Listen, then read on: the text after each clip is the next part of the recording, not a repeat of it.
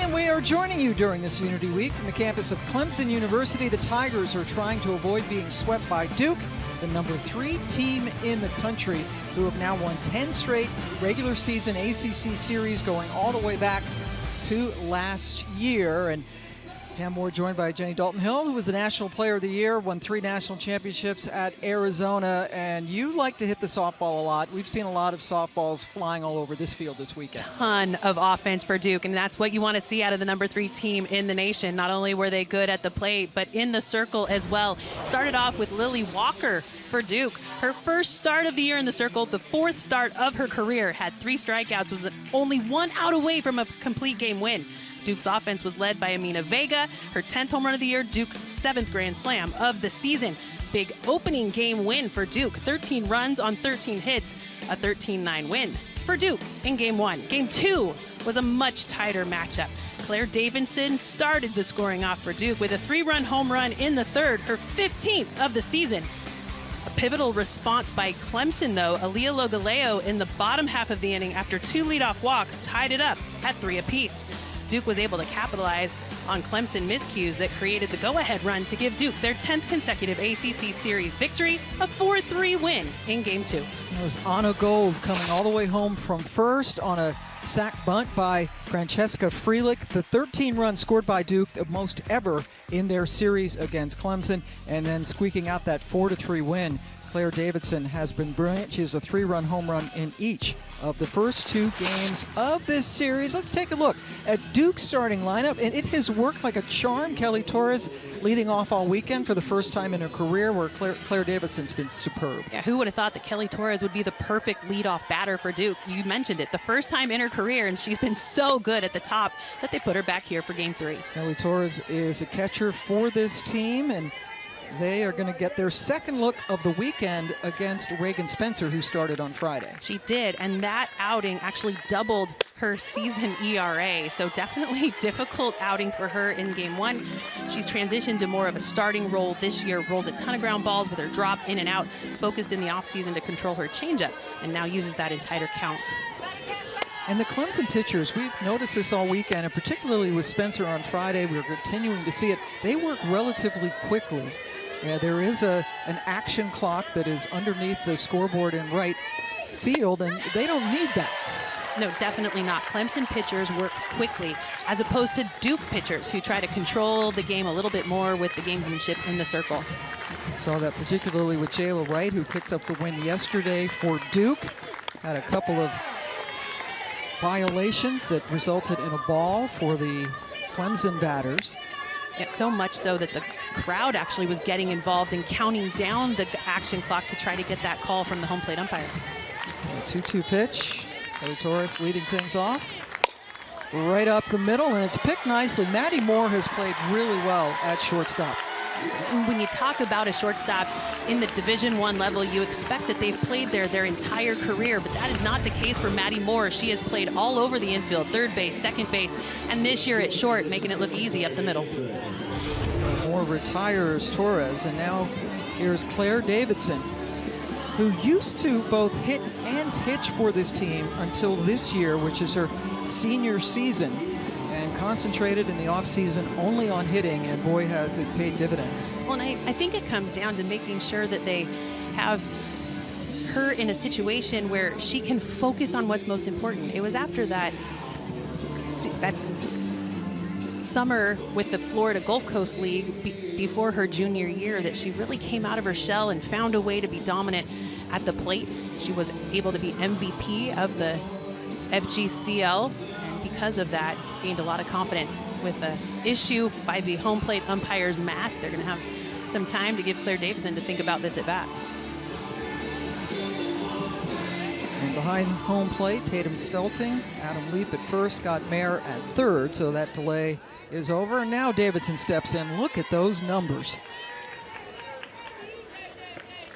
And Davidson jumps on the first pitch. It goes into short right field, where it was almost caught by Alex Brown. But instead, Davidson winds up on second. That would have been a spectacular catch. An unfortunate way that that ball kicked out of the glove of Alex Brown. I mean, it was a great dive back. That's going to be a top center play if she's able to ring that one in, but it kicks off and gets so far away that it's an easy cruise into second base. I thought she actually had a chance to get to third. Sports Center top 10 or top center sport, you know, whatever it's 6, called. That thing. You know, a play of the day. But that's a break for Duke. A little excuse me swing by Vega will get Davidson over to third. You like to move runners, but typically Vega is one of those hitters that you expect to see jacking the ball out of here to get that RBI. She does move Davidson within 90 feet, but that excuse me swing, definitely not how Vega goes down typically. Literally an excuse me swing. She definitely did not mean to do that. Vega has had a tremendous series, so now it's up to Anna Gold, who scored the winning run yesterday in game 2. On a 2 for 7 so far on the weekend. And Reagan Spencer really taking control of the pace of play here today. She is back on that pitching plate so quickly and forcing these batters to attack quickly. Now, if you're a batter and think she's moving too quickly, what can you do to counter that? Well, you know that the action clock is counting down, so you can stay out of the box. You have 10 seconds to get into the box to not create a violation. But go ahead and create your rhythm rather than letting the pitcher create it for you. Gold down 1-2. Just misses the plate. Abby Vieira doing the catching, the veteran behind the plate for this Clemson team. Junior from Mission Viejo, California. Started game 1 and had the day off yesterday. That's a foul ball. It is senior weekend here. This is the last ACC home series for Clemson, but they will play one more home game, and that will be coming up on Tuesday when Winthrop comes to town, and then the rest of the regular season, their last 2 ACC series will be on the road. And then before you know it, the ACC tournament will be on Duke's home field. ACC Network and ESPN will be all over that once again for you. And now a full count with 2 outs. Davidson over at third. When you mentioned it is senior weekend, I thought it was a pretty classy move by head coach John Rittman for Clemson to put JoJo Hyatt back there behind the dish yesterday. That was the day that they were recognizing all seniors after that game. So she was able to catch that entire game on senior day. Popped up, playable. Spencer ends the inning after giving up the 1-out double to Davidson, who's stranded at third. Clemson coming to bat when we come back.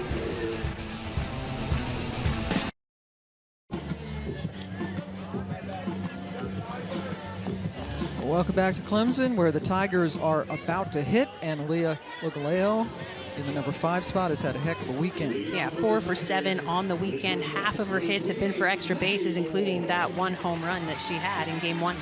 And they will get their first look of the weekend at Cassidy Curd, who had such a tremendous freshman season last year. And in fact, no hit Clemson the last time she faced him. And she's had a tremendous start to the season, a tons of velocity, relies on her curve to touch the corners, and does not use that changeup much. She will slow down that motion to telegraph it. Maddie Moore leading things off for the Clemson Tigers.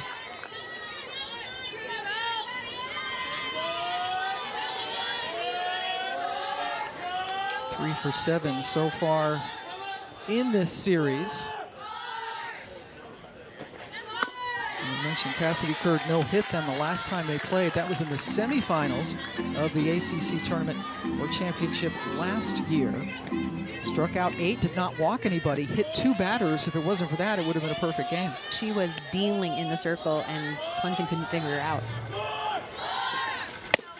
And one of the batters that she struck out was Valerie Cagle, who we need to say has not been available all weekend. In fact, in concussion protocol, so she will not be available again today. She's missed the last. This will be her 4th straight game. Cagle, the National Player of the Year last year for Clemson, and that's a double ouch. There she is in the purple shirt Because that's a premier pitcher and hitter. It's definitely a double ouch, Pam, to not have her bat in the lineup, not be able to throw her in the circle, but seeing her in the dugout to still be a leader, such an important piece of how she plays this game. 3-1.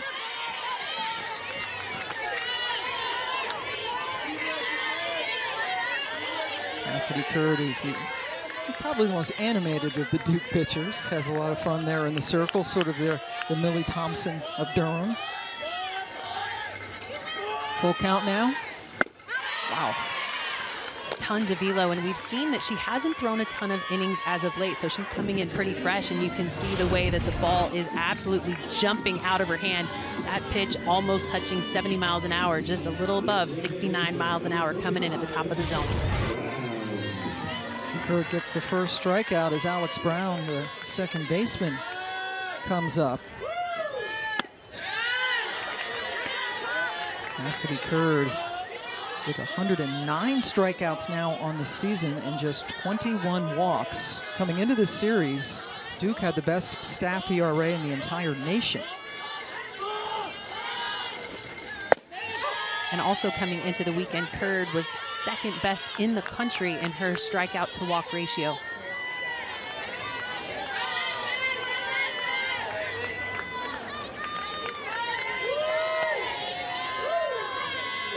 One to Brown. Now falls behind 1 and 2.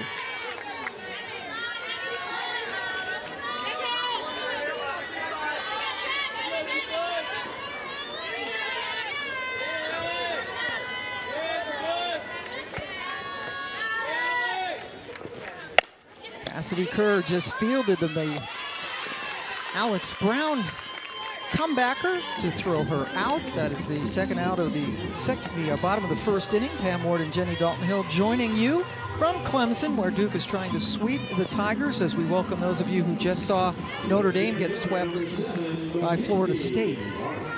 I tell you what, when you look at the way the ACC is shaping up this year, every weekend is bringing so many different stars to the forefront, and teams that you don't expect to win are coming away with some big series wins at times.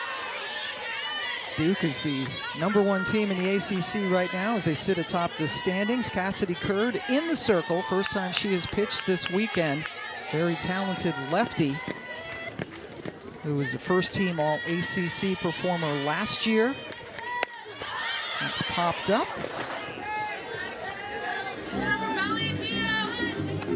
Kelly Torres back there behind the plate for Duke has been so important for them. A leader, not only vocally, but to be able to step out and say the hard thing in the circle to the pitchers that need it. Mackenzie Clark is such a tough out. We've seen her bunt for a base hit. We've seen her hit the long ball, and she's just got so many tools there in the box. Gets on base a lot, draws a lot of walks, and plays a rather dazzling center field as well.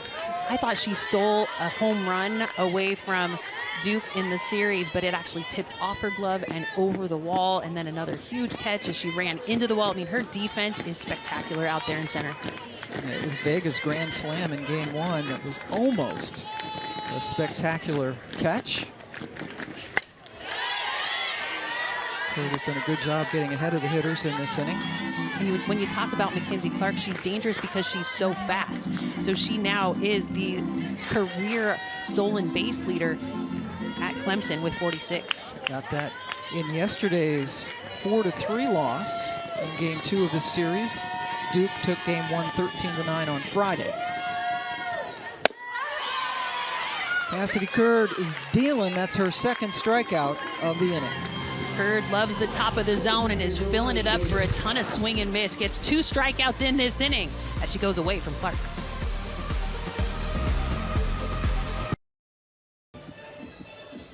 The ACC's Committee for Racial and Social Justice, in conjunction with its member institutions, have identified April 13th through the 21st as ACC Unity Week.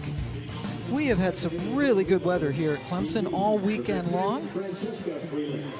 Wind is blowing in today, and it was actually in the 80s here today. I think this is the most perfect day for softball. Other than the wind blowing in, as a hitter, you like to see that one going out. Handled by Moore. Terrific throw across to get Freelick. So impressed with the way that Moore is playing shortstop. She's been charging. She had a little bit of a miscue in game one where she sat back and the ball ate her up, but now playing that position a little bit more aggressively and being so good out there at short. Maddie Moore is the junior from Loomis, California, which is near Sacramento. Came in, as you mentioned earlier, as a second baseman and has had to segue over to shortstop. There's Giselle Tapia playing first base for Duke. We talked so much about all the offense that's been happening for Duke. Giselle Tapia still looking for her first hit in this series. Very unusual for the veteran. Facing Reagan Spencer, who started and lost game one. It was a wild one. It was 13-9. Duke won that game. The 9 runs, the most they have given up all season.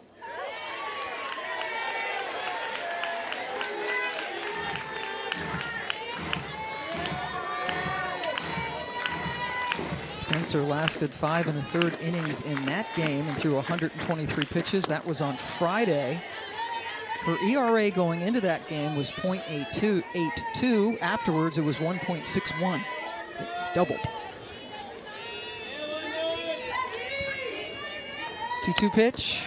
Goes straight back. Well, not only did it double after last game, but she's been doing so well coming off of last year. I mean, last season, it comes down to the ERA is pretty similar, but when you think about how many walks to strikeouts she had last season, last year just 18 strikeouts in the year. This year she's already up to 46. Head coach John Rittman, when we talked to him before the series started, gave a lot of credit to Spencer, who is a senior, but in her first 3 years did not get a whole lot of chances and has taken advantage of her opportunities here in her senior season and is particularly valuable now with Cagle being out in concussion protocol. She's already more than doubled her innings pitched from a season ago. ERA is lower. And more than anything, it's that strike to walk ratio that has just absolutely improved head over heels. Last season, 18 strikeouts, 12 walks, sitting now 46 strikeouts, and that her 14th walk. On a full count pitch, Tapia took it, and now she is a one-out base runner for Sarah Goddard, the right fielder for Duke.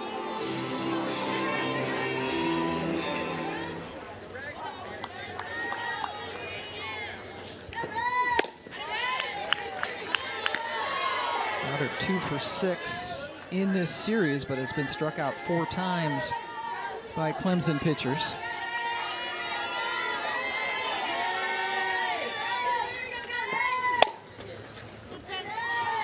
Marissa Young shielding her eyes over in the third base coach's box. Has done a terrific job. Like John Rittman, her counterpart, they started this program, hired a couple or 2-3 years before the programs took the field and built them from the ground up. And when you talk about the way that these two programs have emerged in the ACC, I don't know that there is a faster rise to the top that we could have expected out of these two. As it used to be, and John Rittman mentioned this, it was Florida State, and then every once in a while there'd be a one-hit wonder, a one-year wonder, but Duke and Clemson now have really kind of made it a crowded field of good teams. Tough play for Lungaleo, but she's a good third baseman, charged it nicely to retire Goddard. Tapia goes down to second. Yeah, prior to Clemson and Duke taking their turn in the ACC, it was Florida State and Georgia Tech had a tournament win way back when, but these two have really pushed everything forward. Virginia Tech emerging as well, so those 4 sit at the top of the ACC rankings. Yes, cannot forget what Pete DeMoore has done at Virginia Tech. Jada Baker, the number 8 hitter. A couple of hits in this series, but went 0 for 3 yesterday. Baker just a sophomore.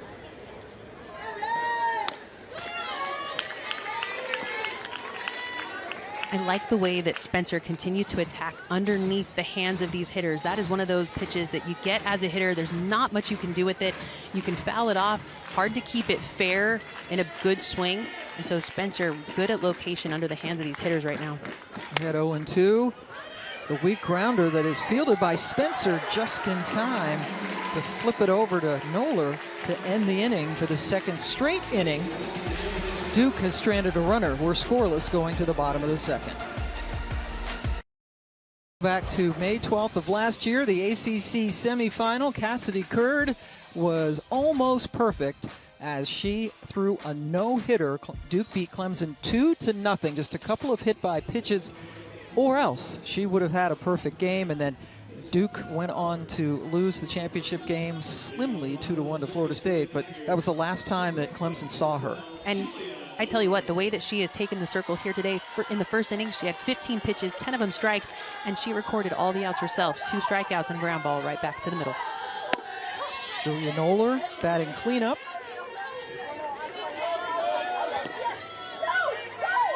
She is a freshman that has been starting all season long for Coach John Rittman. And in the cleanup spot,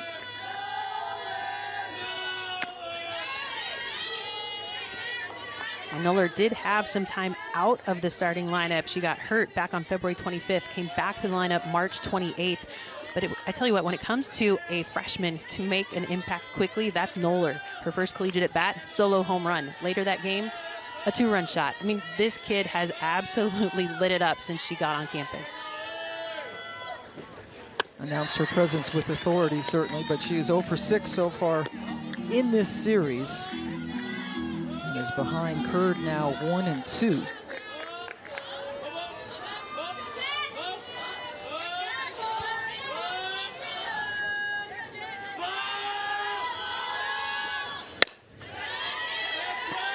And it is so hard to catch up to the velocity that Curd has thrown out of the circle. She's touching 70 with some of these pitches. And at the top of the zone, when the ball's coming in, it starts waist high and jumps up to the letters. It's hard to predict the movement of it. She's got a really good curve, also a good rise ball. Does not throw the changeup very often, so these hitters can sit velocity. Another 1-2 on the way to Noller. Upstairs again, that one at just over 68 miles an hour. That's 3 strikeouts in 4 batters for Curd. And the adjustment that these hitters for Clemson need to make is if it starts belt high, you probably need to let it go or adjust your swing to swing a couple of balls higher, knowing that she's using that rise ball when she gets ahead for the swing and miss.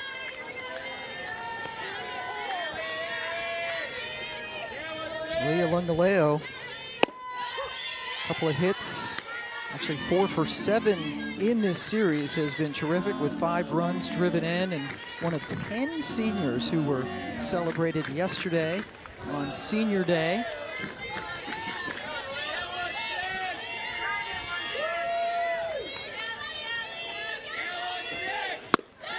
You mentioned those seniors. I think that will be the toughest thing that this team's going to have to overcome, is the amount of change that they will see in the starting lineup. Look at all those names. They have been so pivotal and impactful here for Clemson since the beginning of this program.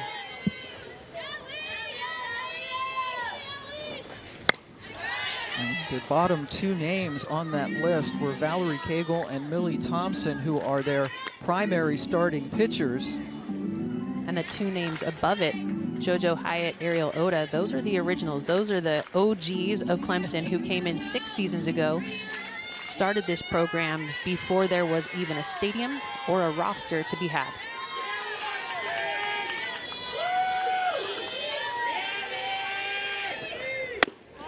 John Rittman has just glowing things to say about his seniors, particularly, as you mentioned, with Oda and Hyatt, and say they will go down in history as pioneers of this program. This is the 5th year for Clemson playing softball, 7th year for Duke. 2-2 now to Lungaleo. Foul ball straight back. That tells you that Lungaleo has been able to time up Curd, and without that change of speed, she can go ahead and sit velocity and just make sure that she's making contact. It's hard to move up in the box when you face the velocity that Curd is throwing with, knowing that your reaction time is so limited, but sometimes that's a good adjustment to be able to take away the movement of her pitches.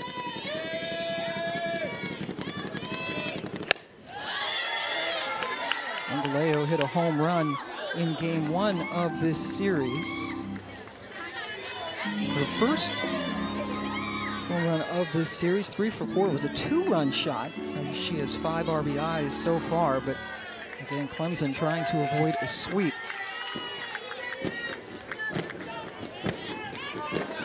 2-2. 7th pitch of the at-bat is fisted towards Gold, who is able to grab it for out number 2. And Curd not afraid to take the ball in on the hands. A lefty that throws a tight curveball into a right-handed batter.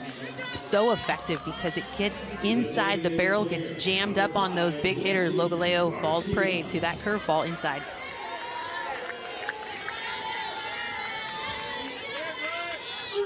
Two out, nobody on for Lindsey Garcia, another senior, playing her first and final season. She is a grad transfer from Auburn. She has 3 hits so far in this series.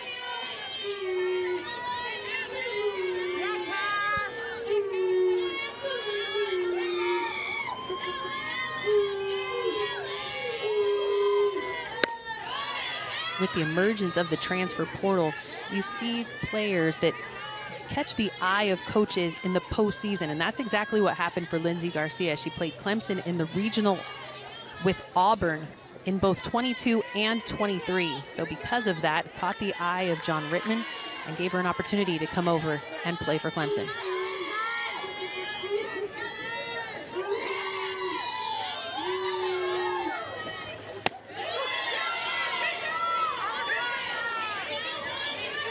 Curd continuing to get ahead of batters, already with 3 strikeouts.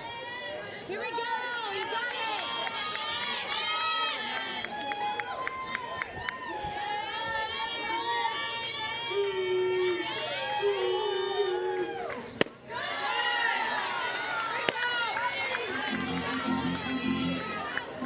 Another thing that John Rittman talked about when he talked about transfers was how cool it was that transfers were able to come in and have a voice immediately, how they were able to just seamlessly transition into this program and be respected by those younger players. It is just foul.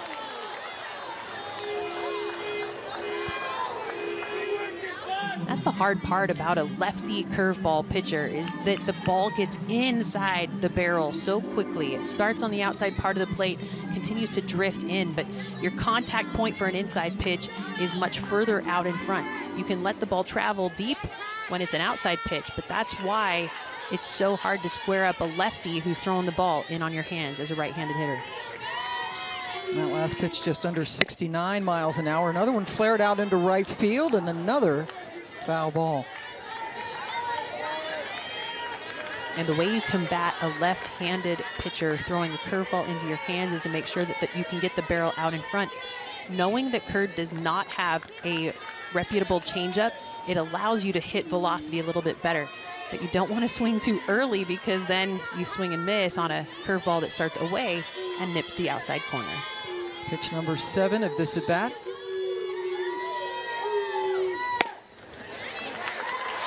Not handled by the shortstop Baker. Clemson has its first base runner.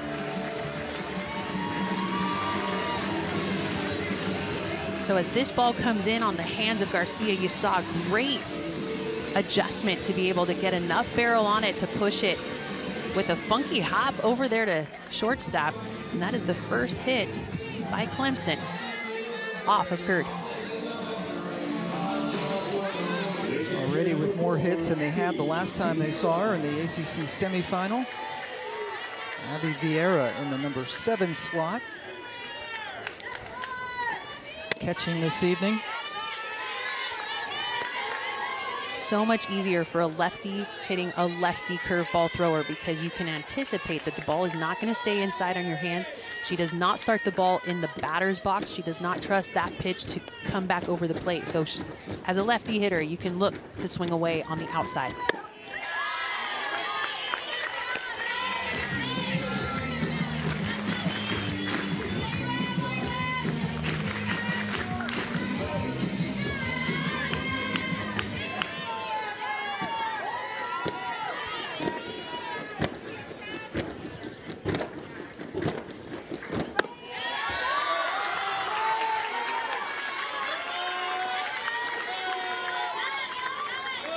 Now a visit as Kelly Torres goes out to talk to Curd, and boy, what a steadying influence Torres has been. She will definitely be missed by Duke, knowing that she is a senior this season. I've not been told if she'll be returning or not, but it comes down to making sure that they replace her with a solid voice and mitt back there behind the dish, because she has been able to help these pitchers, being a wall for the drop ball pitchers, but also just a great voice that can come out and calm the circle.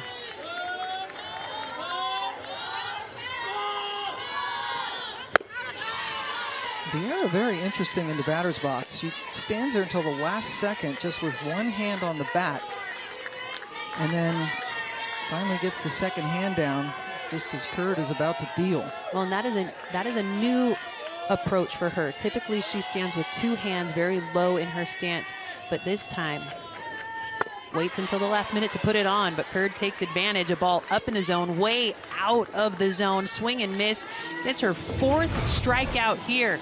Curd starts it low, takes it high, gets her team back in the dugout. Well, right now Clemson trying to prevent the sweep here against Duke. Notre Dame got swept by Florida State this weekend, so it looks like it's going to be a pretty big revenge weekend, trying for both of those teams to bounce back from difficult series. And we certainly hope that Valerie Cagle will be available for Clemson. Missing her fourth straight game, played against North Carolina, trying to make a play in the field and got a concussion. So she has not been cleared to play yet. And not only is she in concussion protocol, I'm actually surprised that Kyle Jamison for Clemson is not in concussion protocol as well. Got hit in the head on a foul and on a gold foul ball in game one. And on Friday night, here's Deanna Jennings, who was a leadoff hitter last year and now in the number 9 slot, facing Reagan Spencer.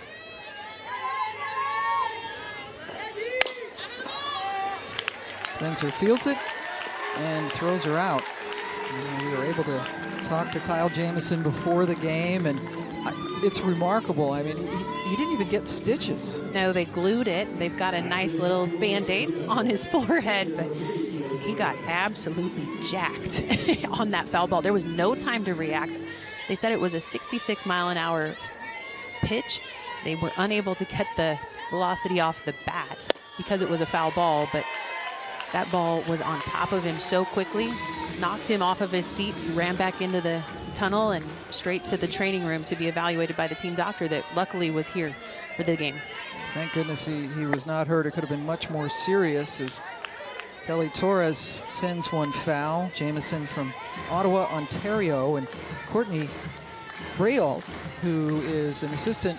It came at him so quickly, it ricocheted off his head, hit her hand, and bruised it badly.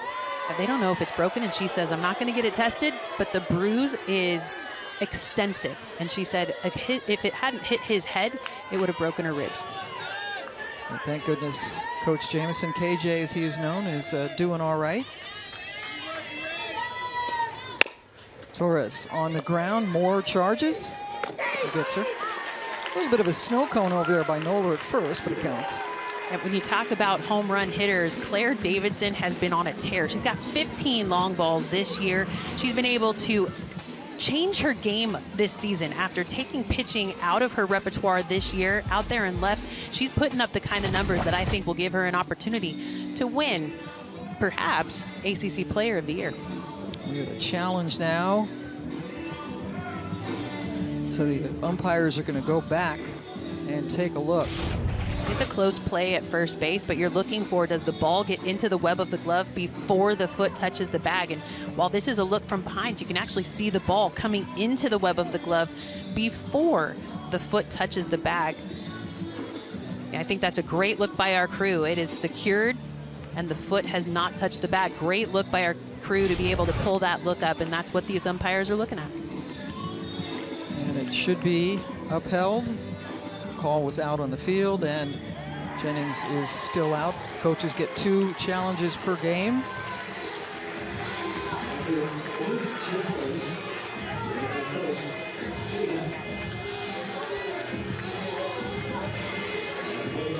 Sorry, that was Torres who was thrown out. Jennings was thrown out earlier. And here's the aforementioned Claire Davidson, who has 7 RBIs this weekend to go over the 100 career RBI mark. She's slugging .991 this year. That's pretty good. Good, yeah. I mean, take that. But we talked to Coach Marissa Young about the kind of season she's having at the plate, and she said, you know, her goal every single time is just to hit a single. She doesn't try to do too much. Coach Young says she doesn't want a ton of information, keeps it very simple, wants to stay athletic in the box, and it's working. Davidson, a senior from Lakewood Ranch, Florida. Twice has been an academic All-American.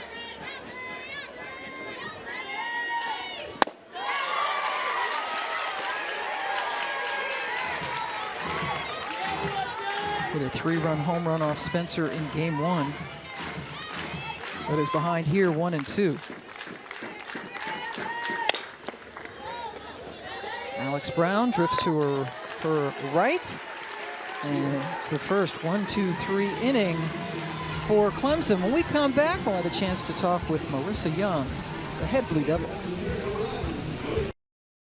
Back at Clemson, pleased to be joined by Marissa Young, the head coach for Duke, who was a great pitcher herself when she was at Michigan. What are you seeing from Cassidy Curd, first time we've seen her this weekend? She's doing a really great job of pounding the zone and working at different levels to get Clemson to chase. And you've got a pass the bat mentality with this offense right now. So much power in the lineup. Just what's been the mentality in this series?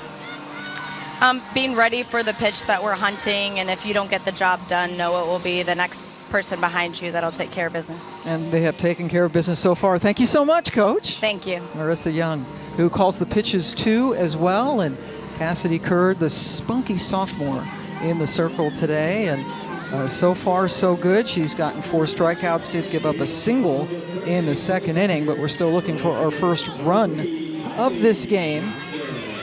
And for the second straight game, Duke and Clemson went through the first 2 innings scoreless. It was the 3rd inning in the last couple of games when stuff started to break loose. Let's see if Clemson can keep that pattern going here in the bottom of the 3rd inning. It's Kylie Johnson, the right fielder, leads things off in the bullpen trying to get things started. It's Valerie Cagle back there in the purple shirt. Not available today, still in concussion protocol, so you will not see her hitting or pitching. Hoping to see her next weekend. At Notre Dame, we'll have 2 of those 3 games for you. So bummed we weren't able to see her. Yeah, reigning player of the year. National player of the year. To be able... Her numbers last year were ridiculous. I mean, just the way that she stepped into the box and hit with ease and pitched with so many strikeouts, she was... It was an easy call to name her National Player of the Year, and it was actually upsetting that Clemson had to go against Oklahoma in super regionals based on the way that the rankings and seedings came out. Clemson was the 16th seed, Oklahoma the 1, so as both of them came out of regionals, they had to match up before Oklahoma City. Curd fell behind 3-0 to Johnson. Last year, Valerie Cagle hit .469 with 19 home runs, 57 runs driven in, and oh, by the way, also won 25 games in the circle. Is that good? That's National Player of the Year good. You know, and I was able to win National Player of the Year as well. It's been decades, but I didn't have to come back and play the next season. And that, to me, is where this is a tough year for Valerie Cagle, because everybody circles her on their lineup, and she's the one that everybody attacks when they come in. Full count now to Johnson. Nice recovery for Curd, who fell behind 3-0 and gets her 5th strikeout. You also didn't have to pitch, but anyway. No, I didn't have to pitch, luckily. I just had to hit him. And you did. It's that curveball that is so hard for a right-handed hitter to hit because it comes in on your hands rather than staying away into that very hittable zone. Curd taking advantage of that curveball into the righties. Ariel Oda, one of the OG, as Jenny Dalton Hill calls him, one of the 2 originals that signed on, along with JoJo Hyatt, a couple of years before this program got going. He said it was just, Coach Rittman said it was just, we had dirt and a dream, and they signed on. Yeah, no stadium, no team. Took a chance on a coach and a plan. He said they were pioneers that have set the standard and have been part of a melting pot of players that have come in. She's behind 0-1. Fisted towards Vega, who is one of Jenny Dalton-Hill's favorite players right about now. I have high standards for second baseman. That's the position I played in college. And when you play second, you've got to have a lot of touch on your throws. You've got to be able to cover a ton of ground. But you also have to read the hands of hitters, because sometimes you got to get over and cover first base. Vega has been able to impress me this season, the way that she's played defense and also swing the stick. And she really has been swinging very well. 4 for 4 hits in this series and 5 runs driven in as we go to the top of the order. And Maddie Moore, who was Curd's first strikeout victim, so one time through the order, 1 hit for Clemson and 5 strikeouts for Curd.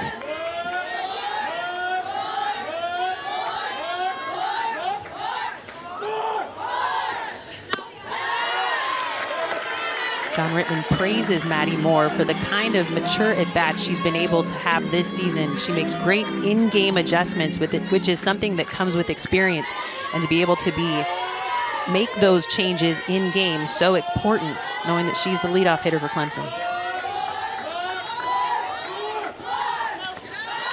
That one bounced in. And I don't know if you can hear it, but she is verbally telling herself not to swing at those pitches that are not strikes. That's how I used to be in a box too. Being able to say it out loud took away some of the energy from my swing and allowed me to keep the barrel back. So she is verbalizing when she is not going to come through.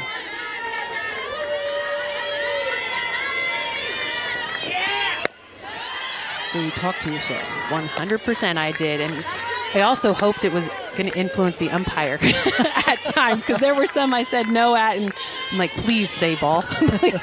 Didn't always work. It worked more at home than it did on the road. 2-2 to Moore.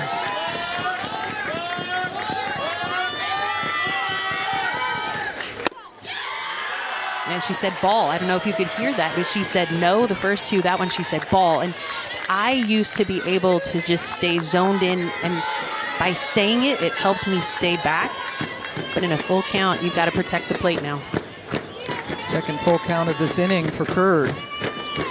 He was able to strike out Johnson after falling behind 3-0. That is a solid base hit right up the middle. So whatever Maddie Moore was telling herself worked out in that and back. And sometimes it comes down to just being able to stay so focused. And in there, it looked like she was saying yes.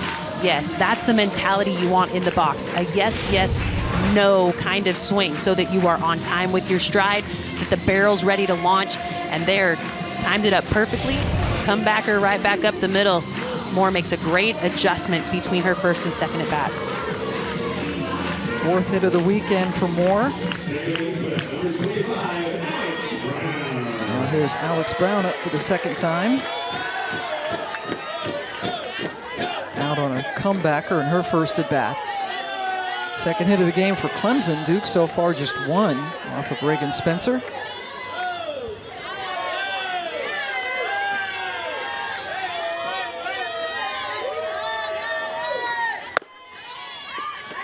Throw down by Torres. But what you're looking at out there in right is Sarah Goddard backing that up. That is the most important piece of that play. While Kelly Torres loves to be able to throw behind and get a pick over there at first to Giselle Tapia at first base, you have to have your right fielder backing that up in case it gets by.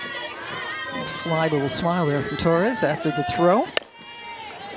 Tapia with a chance, backhands it and retires. Brown, we strand Maddie Moore. When we come back, John Rittman.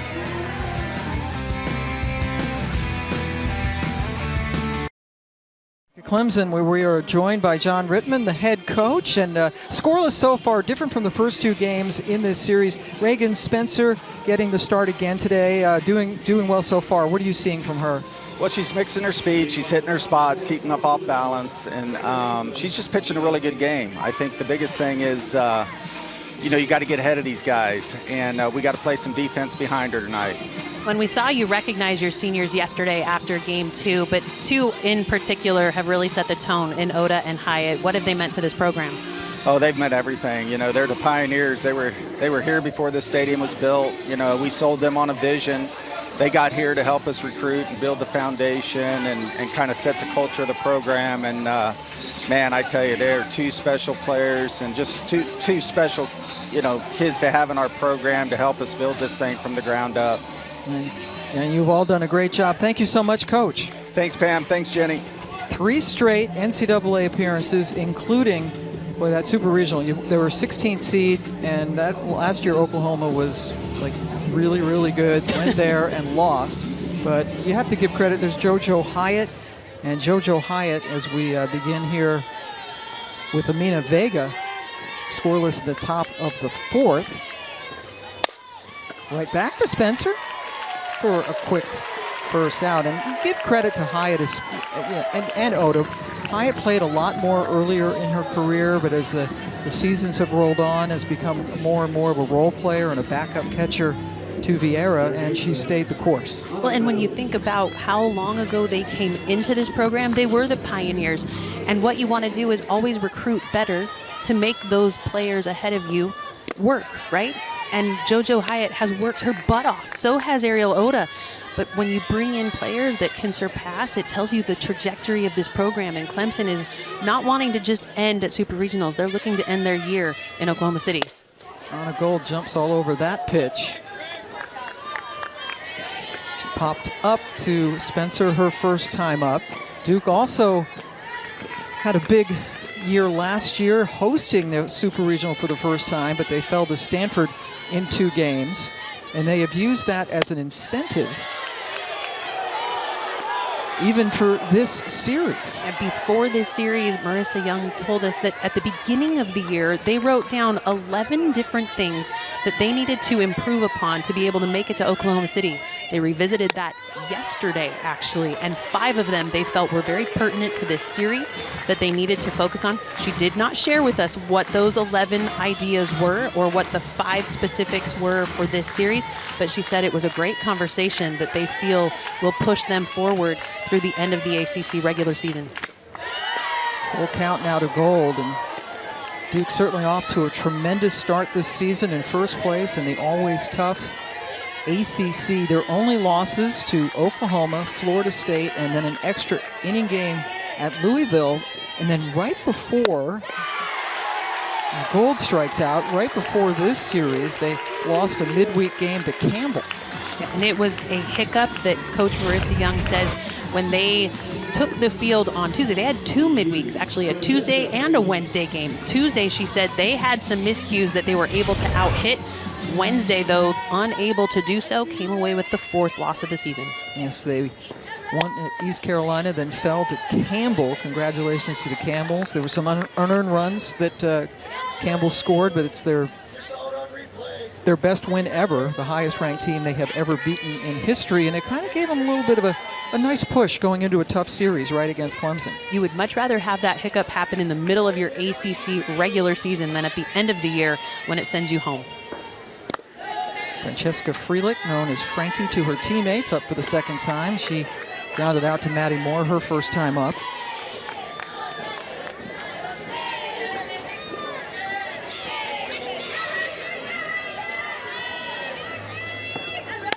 Freelich sacrifice bunt with Gold on first base yesterday in game 2.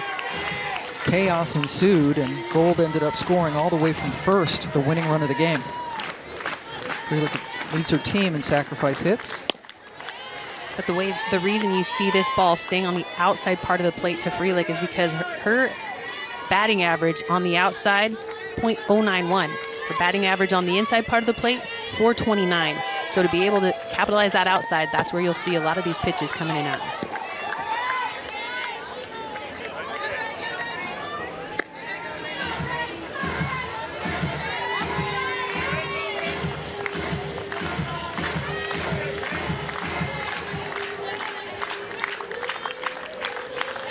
Two. He's in the dirt. He'll fill the count up. And some people wonder, why does Freelich hold the barrel or the bat out in front? What it does is it prevents too big of a stride. When you're facing velocity in the circle, it allows a shorter load back behind and makes you go right towards contact. And Galeo throws across. Second straight 1-2-3 inning for Spencer. Senior weekend can be an emotional drain, knowing that this will be the last time in the regular season that this Clemson squad, 10 seniors, will take the field here at McWhorter Stadium. And this was a ceremony yesterday, and yes, 10 seniors, that's a lot, including Ariel Oda, JoJo Hyatt, there is the list, and Mackenzie Pye Clark, who will be leading off this inning. Now they will play one more home game. This is their last home series. They have a midweek schedule coming up on Tuesday against Winthrop, which is in Rock Hill, South Carolina. And then they hit the road to play Notre Dame and Louisville to close out the regular season. Down the first base line, Tapia was able to recover in plenty of time. When you and I were talking about senior day, Pam, and why would they do it after the game instead of recognizing all of them before the game, but there is so much emotion that comes from thinking about the last time taking the field that a lot of coaches around the country have moved their senior day activities throughout the season or after games, knowing that that emotion can impact the way that a game begins. Noller swing and a miss. And I've seen that happen as well in college basketball, and I've seen teams that should have won games lose games because they can't get composed enough, or in time rather. And they did it yesterday after the game with this one game today and also on Tuesday, and then that'll be it for these seniors. When I think about my senior day, we did it before the last game that we took the field at Arizona, and I was a puddle. I struggled to get myself back together for the start of that game, and it took me a couple of innings to rally and get back into game day mode. Noller with a swing and a miss.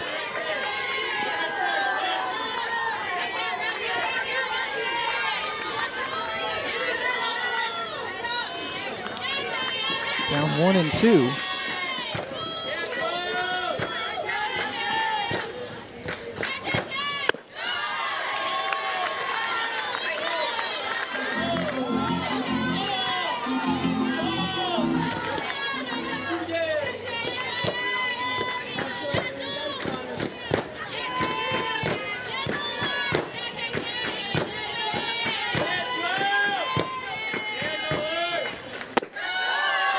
Another full count. And in talking to Marissa Young about Cassidy Curd, she said what makes her so good is she's effectively wild. So typically you're looking for a pitcher who is able to stay really tight on the zone and make sure that their pitches are, borderline, always on the corner. She said sometimes she's really good because you just don't know where it's going. That one got enough of the plate to set Noller down. Second time she has struck out today. With the way that Noller is standing in the box, she's second guessing where these pitches are going. That ball, a curveball outside corner, not a lot of upspin on it, but can't get the barrel off of her shoulder. She goes down with the strikeout for the second time in this game. Another senior, Lungaleo up. And you might have noticed in the video she was wearing a lei, her heritage Polynesian, very proud of that. Took a trip to American Samoa during the last off season and gave out leis to the coaching staff as well during the ceremony.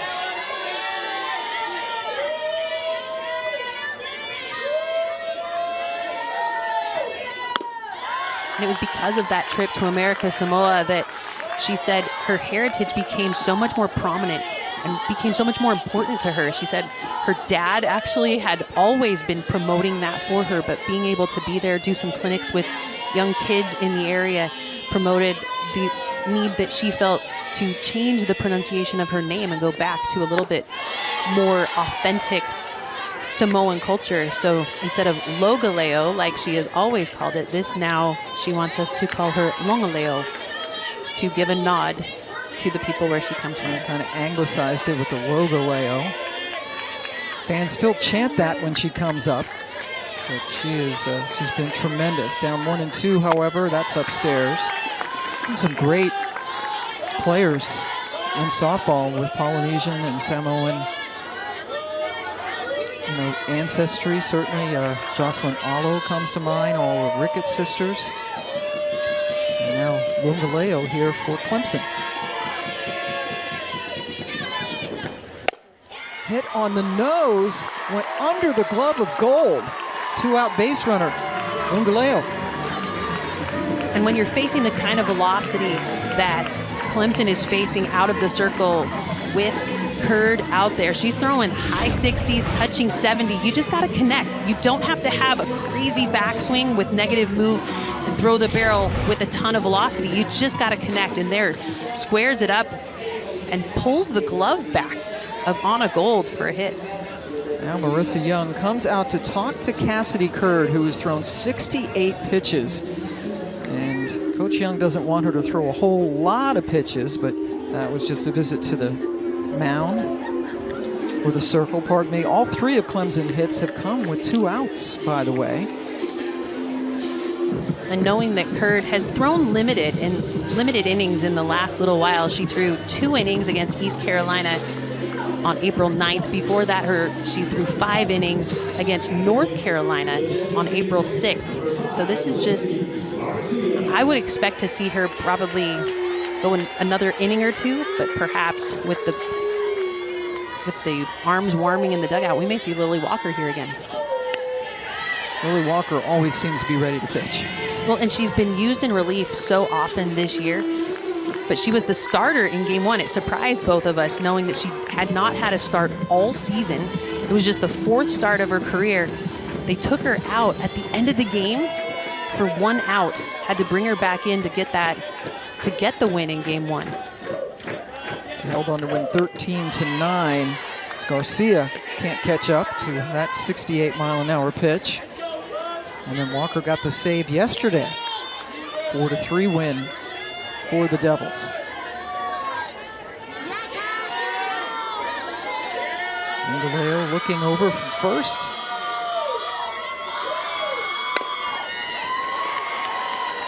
Vega. That's a very routine play for her. So another 2-out base hit goes for naught. We're still scoreless going to the 5th. NC State came into here and took 2 out of 3 games from number 2 Clemson. And because of that, they snapped Clemson's 132-game streak of not being shut out.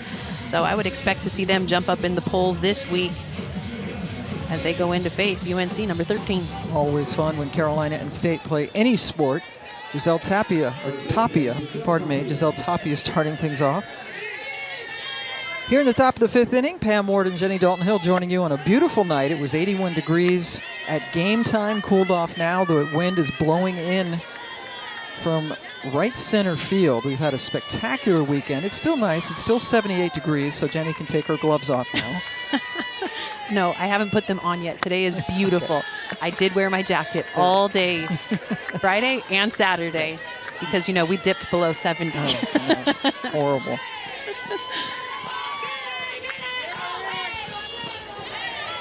Tapia walked in her first at bat. No runs on just 1 hit for Duke. No runs on 3 hits for Clemson. Reagan Spencer doing a terrific job. Nice bounce back start after taking the loss on Friday night in game 1 of this series.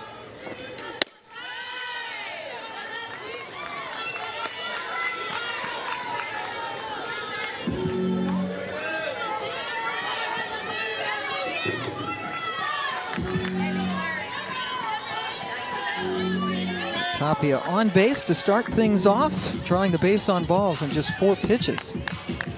Pam, I don't know that we need to discuss what happens when you put on a free pass to lead off an inning. That's usually the recipe for a difficult time in the circle. Leah Terrell runs for Tapia over at first base. Second time we've seen her in this series. Pinch run. Get speed on the base paths because runs obviously hard to come by so far. Bunt goes down from Goddard does her job.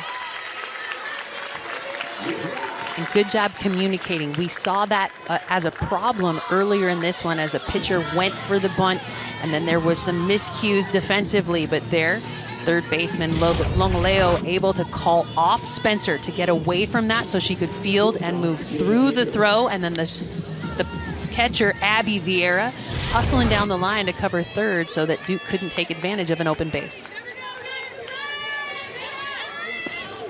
Jada Baker trying to do some damage, sends that one, but got too far underneath it. Mackenzie Clark with her first action. Balls have not been getting to the outfield in this game. I think they're not coming off of Clemson because of the velocity and location of Curd's pitches. And Duke, who had combined for 20 hits in games 1 and 2, just cannot seem to get things going here in game 3. Brianna Jennings was scheduled to hit with 2 outs and a runner on second. Jennings, who is not a power hitter, is called back into the dugout. And I like this move to put in a hitter with a little bit more punch, knowing that Jennings is more of a tap-and-go hitter and also a hitter who has been vulnerable to being called out of the box frequently. So you never want to go down with a runner in scoring position to an umpire call of being out of the box. So I like this change by Marissa Young. Maya Burgess comes out to pinch hit. And Burgess has been clutch in key moments. She had a 2 RBI double. It was a loss to Campbell, but it was a late inning addition to put her in and try to get more runs, and she was the only runs able to put up on the board in that midweek.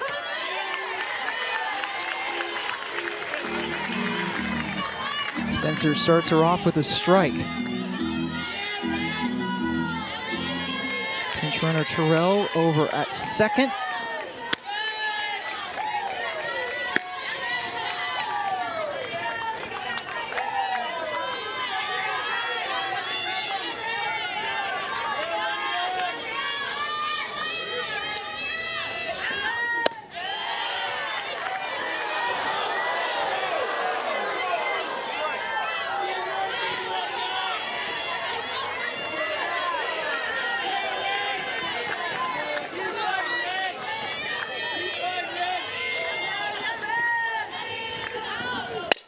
Two-one is hit into left field. Terrell, a little bit of a hesitation and now has to hustle back to third base.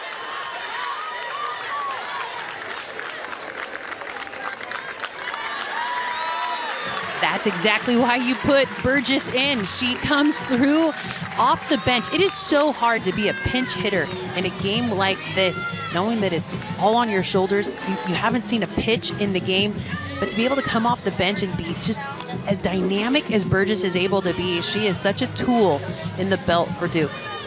Now Jennings will come back in and take her place at first, running for Burgess. Burgess pinch hit for Jennings. Good job out there in left field by Ariel Oda to charge the ball and make sure that Terrell did not score from second base. And as a shortstop, you're going for the ball, so it pulls you away from the third base bag, so nobody was covering third base. Maddie Moore able to get back in case they tried to have some gamesmanship on that, knowing that when Duke has runners on the corners, there are times where they will send the runner at first base and try to create chaos. Spencer hustled back to the circle, though, to keep everybody where they were. Kelly Torres coming into this game was 5 for 8, but is 0 for 2 so far today against Spencer with runners on the corners and 2 away. Duke is just 1 for 5 today with 2 outs. Torres' third straight game leading off.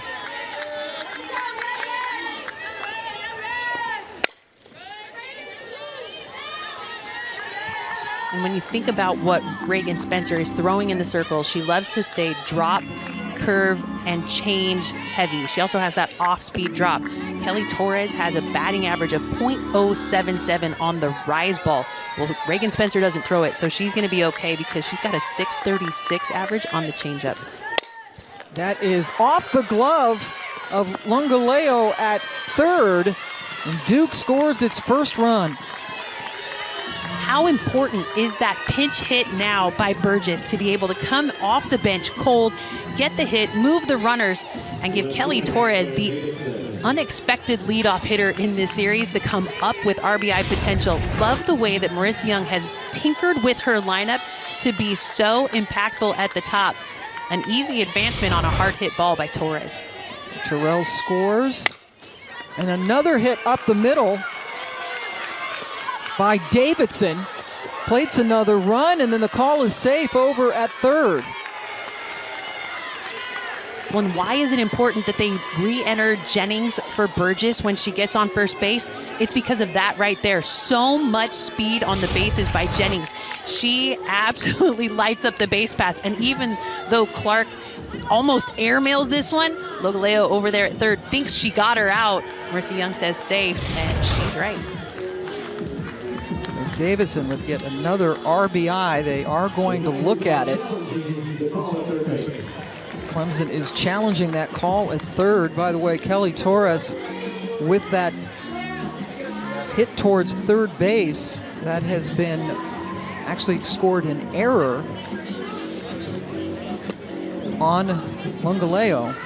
So an unearned run, but then the RBI single by Davidson. Let's take a look. Yeah, but look at those hops. I mean, that ball should have hit the net back behind, but she's got some pretty good jump skills to be able to bring that one back in. Does she get the tag on the hands or on the helmet before the hands reach the bag? That's a tough angle for us to be able to say that is indisputable evidence.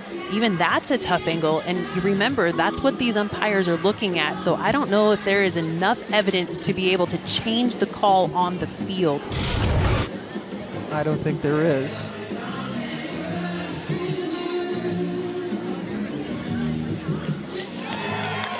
And the call is upheld. So the RBI single by Davidson. Torres advances over to third and gets another giggle about that. Not known for being a speed burner, but we saw her get her first career triple last year when she was all fired up, and now she is able to beat out that throw. She says, what do you mean I'm not fast? I'm the leadoff hitter for Duke. So 2 runs in, both with 2 outs here for Duke. And here is Amina Vega, who is so dangerous. First career grand slam. I just want to correct myself. She did not hit that off of Spencer, but off of the reliever McCubbin in game 1. And this Duke squad has 7 grand slams hit by 6 different players. I mean, this is a team that has been hitting the cover off the ball. They started their season with a loss to Oklahoma, then went on a 21-game win streak.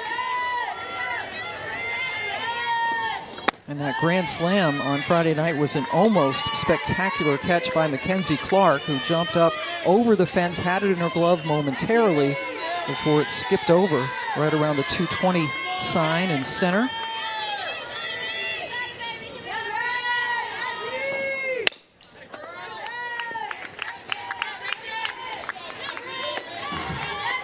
Yeah, the defense of Mackenzie Clark out there in center has saved so many runs, but that one tipped off her glove, went out of the yard, and she sat there on the warning track for quite a while to think about that one. She was devastated. 2-2, out of play.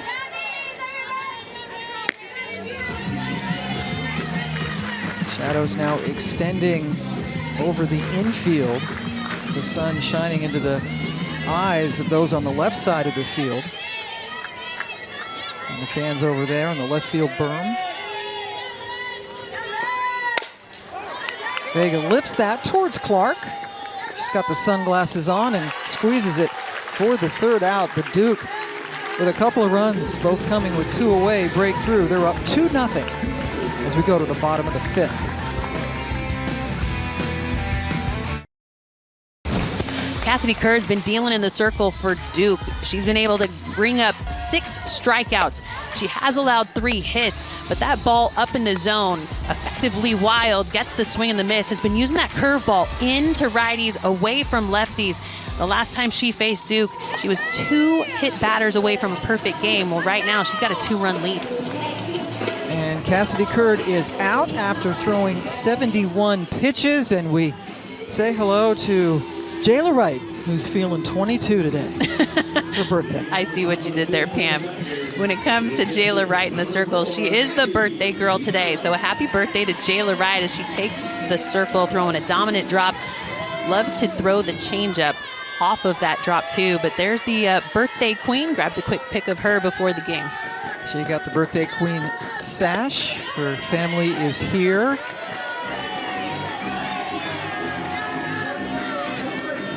Jala, a senior from Charlotte, played her freshman year at Michigan State before transferring much closer to home. And she got the win yesterday, facing Abby Vieira to start things off. It was a little bit, as the English would say, it was kind of a nervy win because she had 4 wild pitches, 3 of them in 1 inning. It was uncharacteristic. She had just 8 wild pitches on the season and then threw half that many in 1 game. It was definitely not the way that we expect to see her in the circle. And especially Kelly Torres back behind the dish. They were kicking so far away, and she's usually a big wall back there behind the plate. Wright also surrendered 5 walks through 105 pitches, but won her 13th game of the season.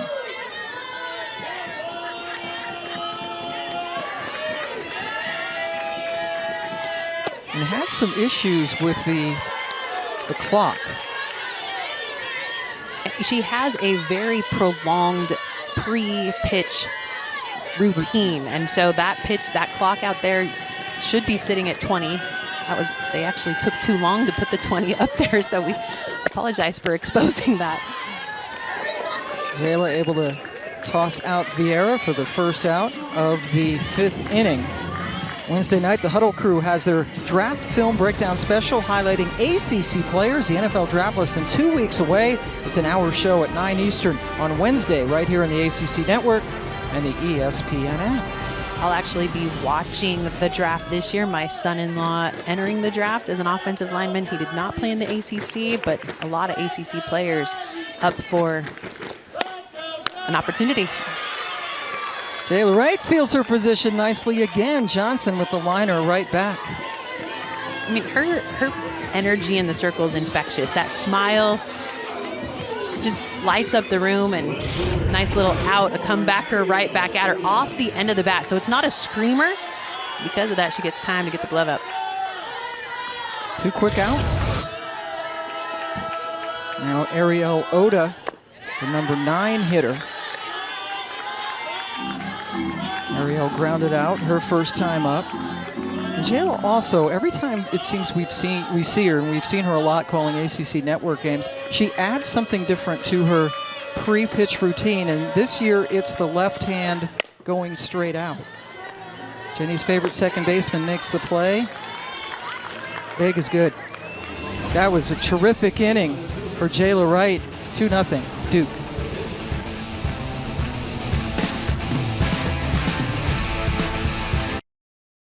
Beautiful evening here in Clemson, South Carolina. Duke leading 2-0 as we head to the top of the 6th inning. The Blue Devils trying to sweep this 3-game series. And starting things off with Anna Gold. They scored both runs in the 5th inning, and we have had a scoring change. Kelly Torres reaching base, originally called an error on the third baseman Longaleo. That has been changed to an RBI single, and we agree with that. I definitely do. With that hard hit ball, it took Longaleo off of her feet. It was a dive play. It deflected off of her glove. I agree with that change. So both runs are earned now for Duke. Reagan Spencer in the circle. 2 runs on 4 hits, no errors for Duke. Clemson, no runs on 3 hits, and now 0 errors.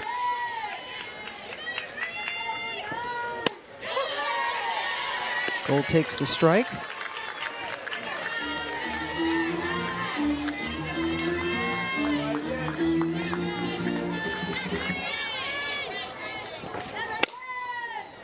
Stung but foul down the third base line.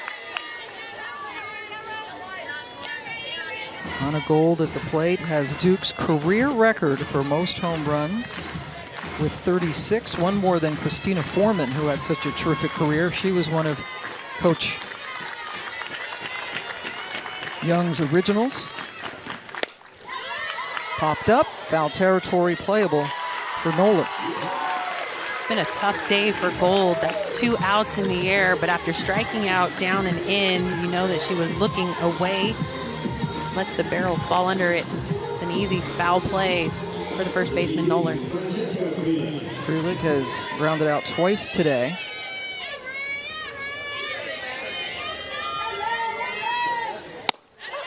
There's the changeup. We have not seen it a bunch in this game for Spencer, and that, I think, is a huge pitch in every pitcher's arsenal. But now bringing it out here in the 6th inning. That one hit Freelich.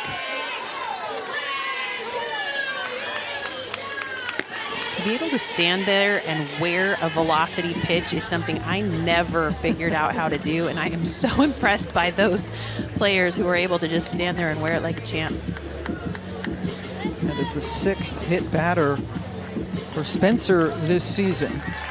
And Reagan Spencer will go out with a well-deserved round of applause from these fans.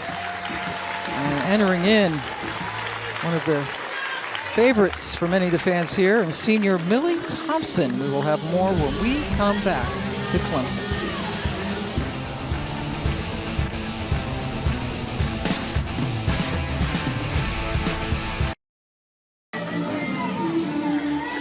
Welcome back. Clemson making a pitching change. They have gone to senior Millie Thompson. Yeah, they moved to the other side of the pitching plate, throwing a lefty in Millie Thompson. She'll fill the bottom of the zone with a drop and a curve. She's just a seasoned presence there in the circle. You've got to be aware of her changeup, though. That fools most hitters. It's devastating because both of those 2 pitches, the drop and the changeup, tunnel so well off of each other. A 298 average on the drop and a 173 average on the changeup. Facing Giselle Tapia. Sends it into center field. Clark, who moves so well in the outfield, is able to hunt it down for the 2nd out. Not only is she quick, she has such a good first step, which gives her the correct angle and depth to be able to reach that catch. I mean, in the outfield, playing center field, it is hard to read the ball off the bat, but Mackenzie Clark is so good at her first step that she makes really difficult catches look easy. She went a long way to get that ball. Freelich back at first base now for Sarah Goddard, swinging away. Millie Thompson started game 2 yesterday, took the complete game loss. All 7 innings, gave up 4 runs, just 3 of them earned on 7 hits. And was among the 10 seniors honored after the game.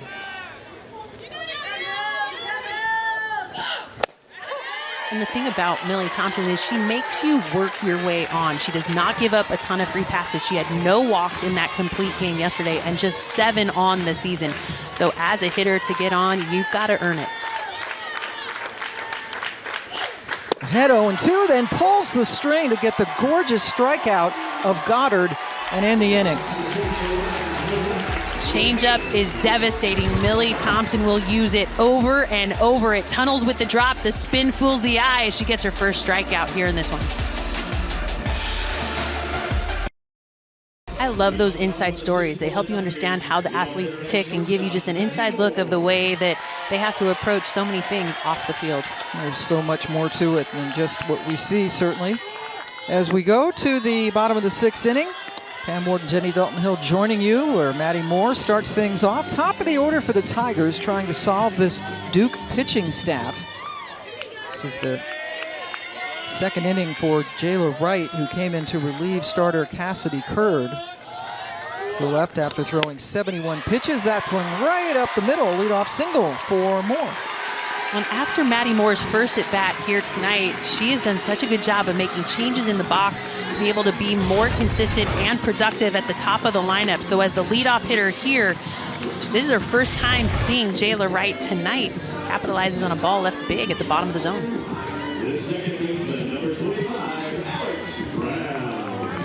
Alex Brown steps in. A couple of ground outs against starter Curd tonight.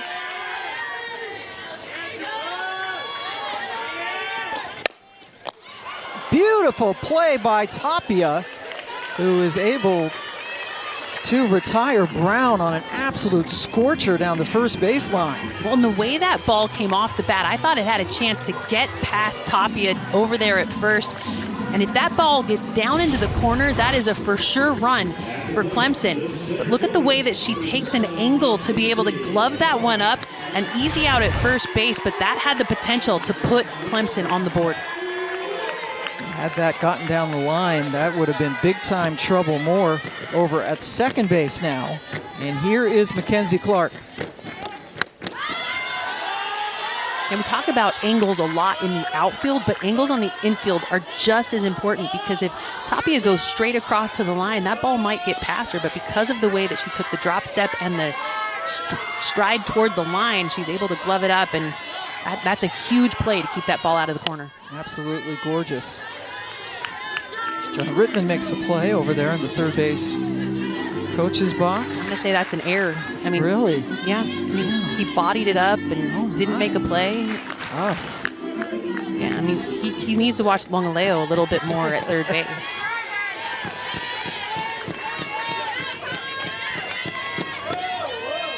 Wright calls time, and look for the fans now to start getting on her, because we saw this a lot yesterday. Yeah, the action clock will start to wind down. The crowd will start to call it out, so that home plate umpire will give the action clock violation.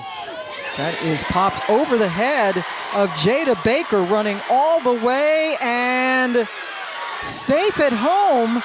Maddie Moore scores. And this will undoubtedly be challenged. The throw from Davidson out in left field, that right there was an amazing strike thrown to the plate, and the ball beats the runner home. But maybe it was a tricky slide that allowed the hand to get to the plate. I mean, Clark is jammed up. That is not a screamer to the outfield, and Davidson charges hard. A beautiful one hop to Torres, who leaves the plate open. I don't see obstruction being called in that situation, but Torres's knee does come down in front of the plate. So I don't know if obstruction is going to impact this play, but with Torres covering completely the plate with her body, it was impossible for the hand of the Clemson player to be able to get in to the plate. No obstruction being called. But does the hand slide in under Torres' reach? We'll find out.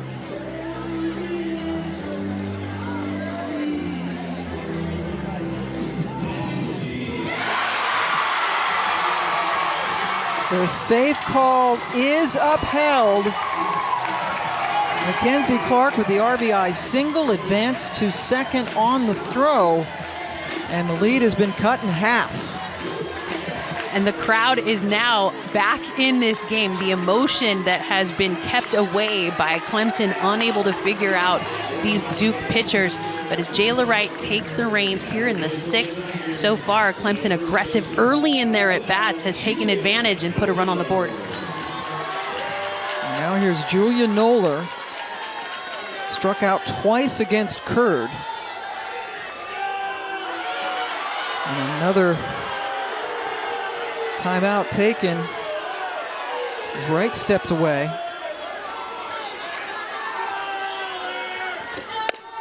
Another first pitch swing. This is out of play.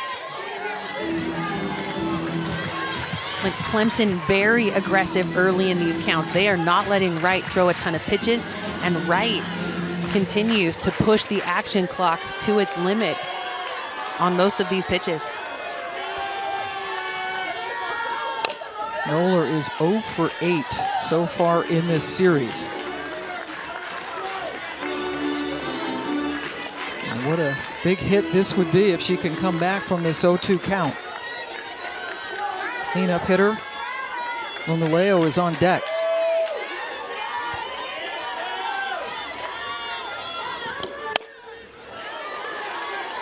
Protected the plate well with 2 strikes. Jala Wright was the pitcher in game 2. She had 5 innings pitched, She gave up 5 walks, and you mentioned those 4 wild pitches. So she needs to make sure that she is tight on the zone, because right now Clemson looking to save face in game 3 and not be swept.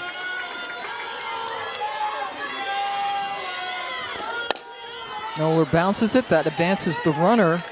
Tapia steps on the bag, route number 2.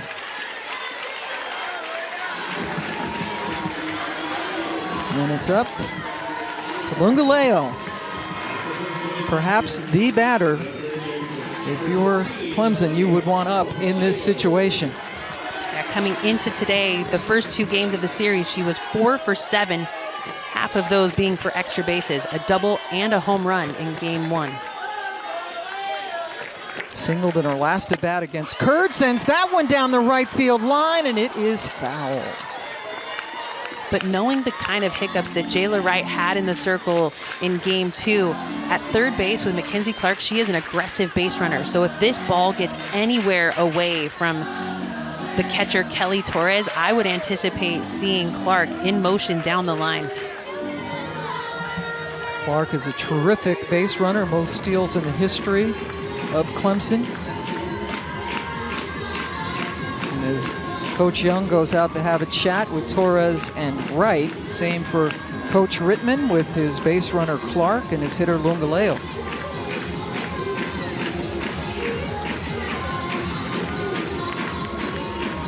We will have Clemson at Notre Dame for you Friday evening on ESPNU and then Sunday on the ACC network. Looking forward to going to South Bend. It was beautiful the last time we were there, Pam, for the ACC tournament. I'll bring my jacket. A puffy one. Lungaleo quickly behind 0-2 now.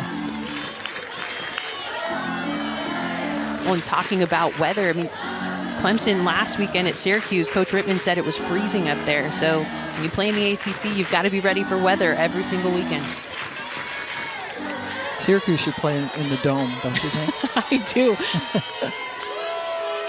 Warms up there in like June.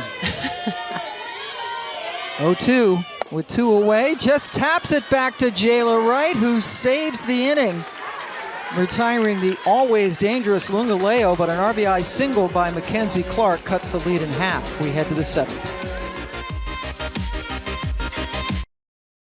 It's taken a while for the bats to get going here at Clemson, but it was Duke that got on the board first. Huge Kelly Torres RBI to plate the first run, and then Claire Davidson right behind her, able to punch it up the middle to plate another run. Response by the Tigers, though. Mackenzie Clark coming through with a huge hit, got fisted, a nice slide at the plate, gave Clemson a run to cut the lead in half. Leading things off, Jada Baker just able to beat out the first pitch she saw from Millie Thompson.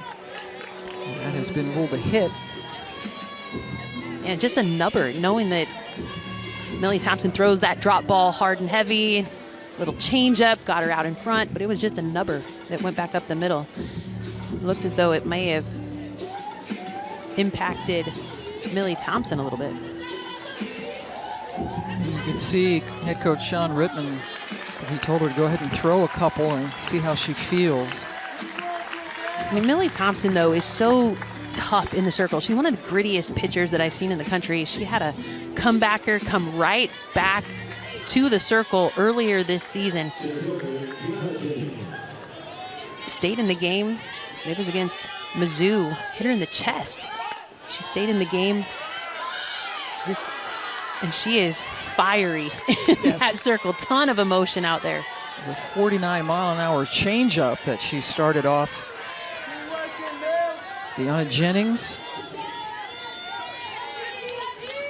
who had a tremendous freshman year, playing short at third, and that takes Noller off the bag. That will be, I anticipate, an error on Lungaleo. Well, the reason that happens is because you know how much speed is going down the line, and so as Lungaleo gets this ball, she knows she has to hurry up and throw.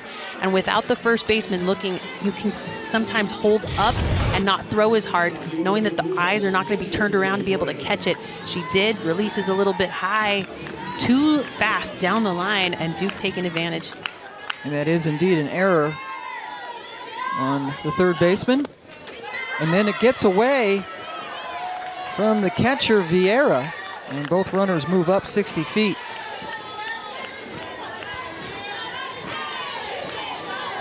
Just being able to close the door. Clemson right now, while they haven't had a great offensive weekend, they've scored enough to be able to win these ball games, but the circle has been giving up too many hits.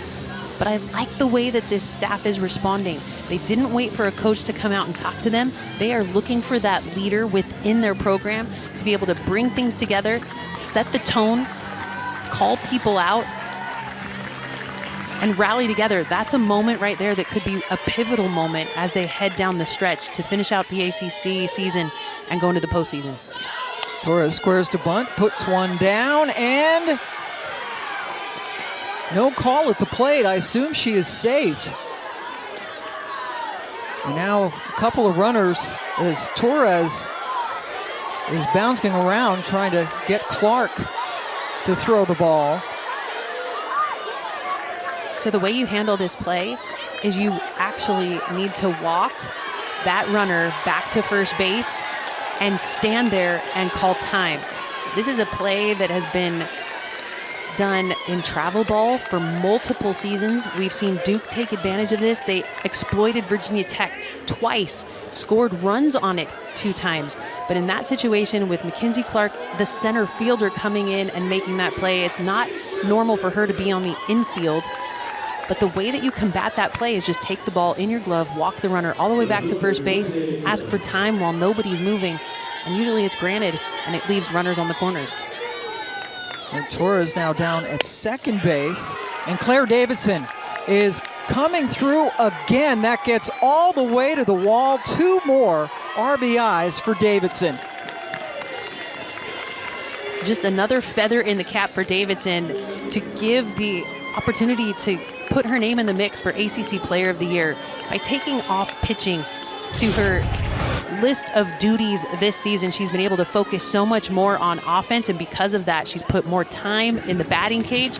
And in a situation with runners in scoring position, she takes advantage and pushes 2 more runs across for Duke. Claire Davidson has 10 RBIs in this series. She has 3 of them in this game, so she is now tied Duke's all-time record for RBIs. 10 RBIs in 3 games. It's not bad. Yep.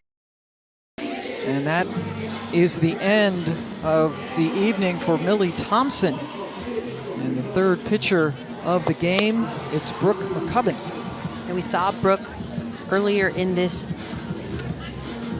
series. She backed up Reagan Spencer, but will come in and follow Millie Thompson here. And McCubbin, she's pitched in big games. In 2023, she was the arm that they relied on. She's got a good mix of speeds. She throws in the mid-60s. She throws to all 4 corners. She uses a curve, a fastball, a drop, and a rise. Also has a nice changeup and off speed, and I would recommend her using those change of speeds, as Duke seems to have timed up the other pitchers in the circle. Duke has scored 3 runs in this inning, and Clemson has not recorded an out. Baker started it off with an infield single. Jennings reached on an error. We've had a wild pitch, a sacrifice bunt, and then the 2-run double by Davidson. First pitch swung at by Amina Vega, looking for her first hit tonight.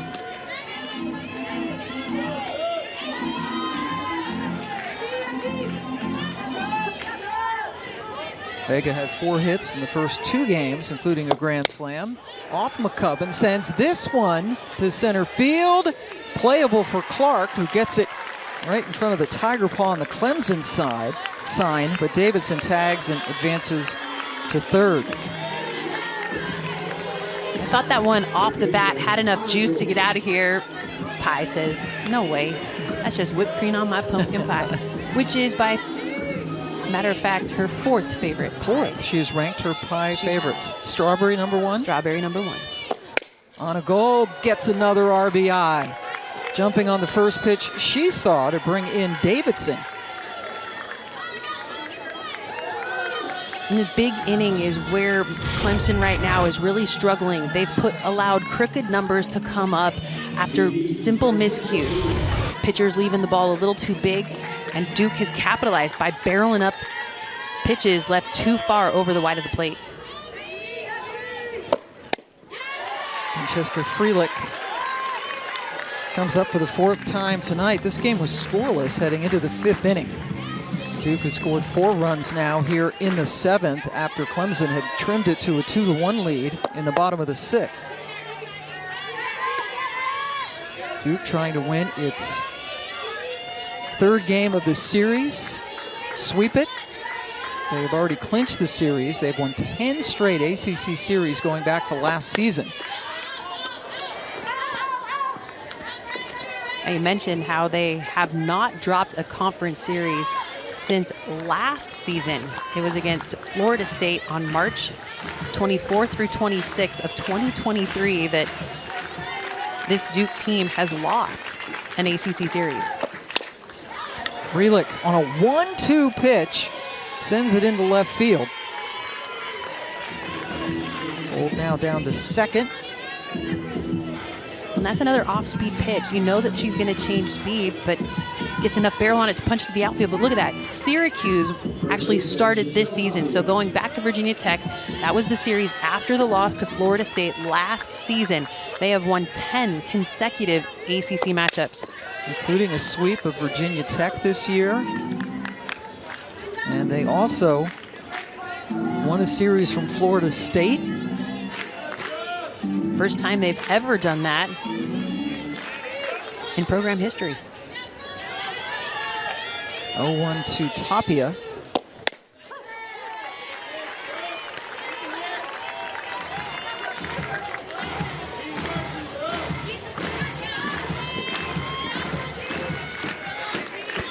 Anna Gold at second.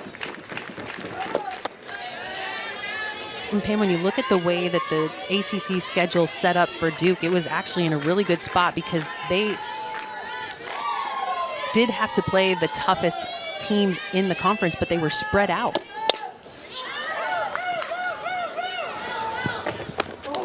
Caught over there in foul territory by Lungaleo.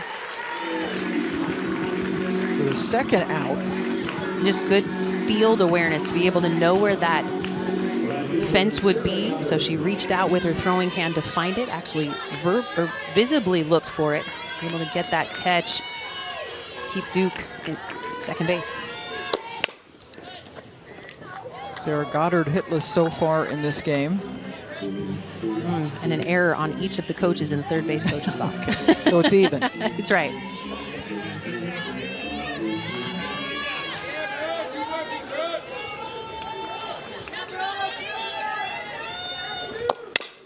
Goddard to Moore, flips over to second to get the final out of the inning, but 9 came to the plate for Duke. 4 of them scored, and they have a 6-1 cushion heading to the bottom of the 7th. Duke 3 outs away from winning its 37th game of the season. This is what they have upcoming, a doubleheader on Wednesday that they host Virginia for their last home ACC series. Finish with Gardner-Webb, Longwood, and then finally at NC State, and will host the ACC Championships tournament. Yeah, excited to be able to go in there. Pam, you and I will be there, able to call every single game of the ACC tournament. You and I will be there for the end and call the championship. Not all of them. Well, but every pitch will be on the ACC yes. network, and you and I will be there for the last half and the championship to be able to call the next ACC tournament winner. Looking forward to that. Florida State beat Duke 2-1 in the final last year. But Florida State's not in first place. They're in second place, right? They did just complete a sweep over Notre Dame. They did. Yeah, but Duke, with a commanding lead at the top, I'm impressed with the way that they continue to just swing the bat, be strong in the circle. Last chance here for Clemson, down 6-1 after Duke scored 4 runs in the top of the 7th. Here's Lindsey Garcia. Clemson with the midweek against Winthrop, then they finish at Notre Dame and at Louisville in ACC series. Birthday girl Jala Wright trying to nailed down the victory. Came in to relieve Cassidy Curd. Took a little something off that one to get the nice swing and miss. And that's a pitch that I wish more pitchers took seriously at younger ages, to be able to be more dynamic when they take the circle when they get to college. That should not be a pitch that is learned in college. That should be something that they are tinkering with from the very beginning. Terrific pitch out of the zone that was chased and missed by Garcia. First strikeout for Wright, who is pitching her 3rd inning of the evening. A little birthday K outside drop. I mean, look at the spin on that, 12-6 spin. That's what you're looking for. Her spin rate is not crazy off the charts, but she has been so good this season with getting the swing and miss down at the bottom of the zone. Abby Vieira lined right back to right. Last time she was up. And Pam, you were talking about the way that Vieira stood in the box against Curd. She is now back to 2 hands on the bat as she faces right, which is the way that she hits the rest of the season. That was the first time I'd ever seen her with hand off the bat to get started. Well, and then she goes back to it. She's messing with you. Good swing on that, but it's foul. It's just a matter of being able to stay loose. She has a very unique stance in the box. You don't see a lot of hitters standing straight up with feet close together. Usually you like to have your hitters down in their legs with hands up and ready to get to launch position, but a very unique stance for Vieira.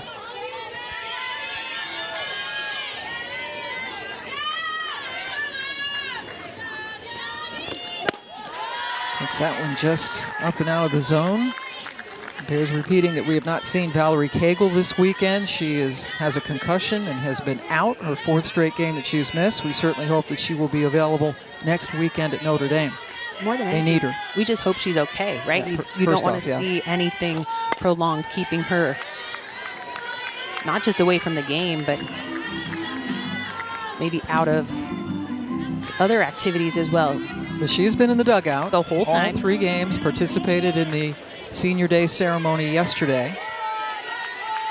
Seems to favor wearing purple. I like that. Oh, she wore white yesterday. But today, she's in your favorite color, pink. Purple. They look purple to me. 2 strikeouts for Wright. Vieira goes down swinging, and now it's up to Kylie Johnson. In fact, it's not up to Kylie Johnson. They're sending up a pinch hitter. When Jala Wright had been tied with Cassidy Curd in strikeouts coming into this game today, but with Curd's 6 strikeouts, Wright now sits 4 strikeouts behind on the season number. Grace Hiller comes up to hit for Johnson, who is 0 for 2. First time we've seen Hiller this weekend. Goes right after the first pitch.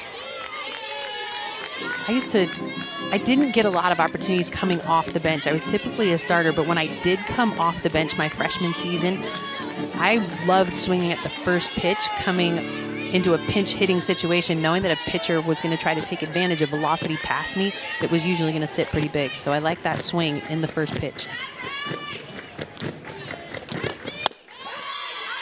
Down 0-2.